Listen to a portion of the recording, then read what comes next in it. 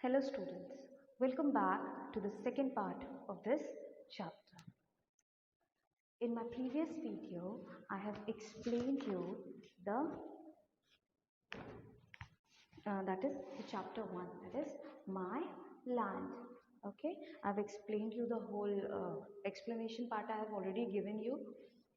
Today I'm going to tell you something about the that is the theme of the poem. Okay, you have to write the summary of this poem. Okay, this poem is written by Thomas Osborne Davis. I have already explained you. Today I will give you just little bit of it. Okay, this is story. This poem is all about what? About the native land. Okay, about your motherland. In my previous video, I have explained the whole five stanzas. Okay. Now today we are going to do an exercise, and your homework is you have to do these exercises in your notebook, and you have to write the summary of this poem in English. Okay. Now let me start with the exercises. Glossary, you know the tough words. Okay, you can write it down in your notebook. Okay, the first, as we do in the earlier classes also. Moving to the exercises, here I am having the first exercise, listen and repeat. What it is? Listen and repeat. The first is fresh and fair. Fresh and fair. Okay, equal, similar sound words. Okay, dear and rare. What it is? Dear and rare. Dear, rare, dear, rare. Rich and rare. Rich, rare, rich, rare. Okay, waver and braver. Waver, braver. Waver, braver. So here listen and repeat is done. Moving towards the second number is your comprehension part. Comprehension part, your questions are here and you have to take the correct option. What do you think the poem is about? First option, country and countrymen, village or a town. The option would be, you know the answer. Okay, in the explanation part I have told you about the things, no? So this poem is all about country and countrymen. Okay. Next, by what name does the poet call his country?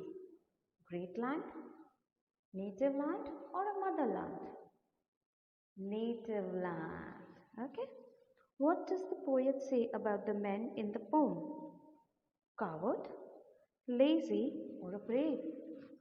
It's a brave land. It's my native land. So brave is the right answer. Now page number 3. List the word which have been used by the poet in the poem for native land. This is your part. Okay. This you have to do. I have explained you the whole story. Word power. One complete sentence. Use the words given below in one complete sentence each.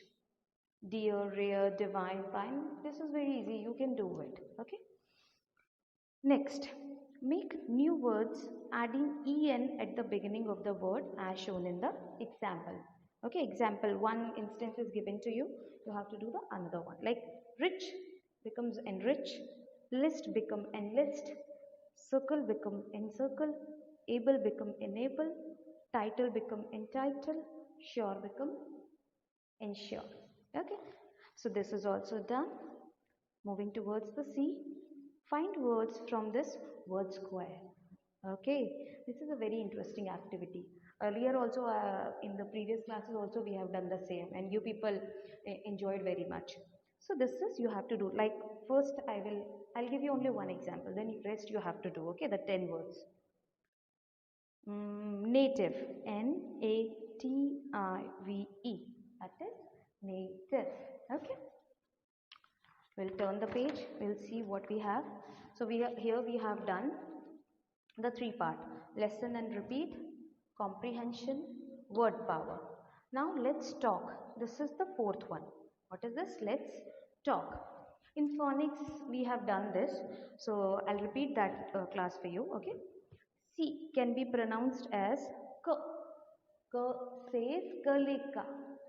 K, C says kaleka. Okay, as in cow, cow. Okay, S as in cell. S, Okay, S as in cell. Is that clear?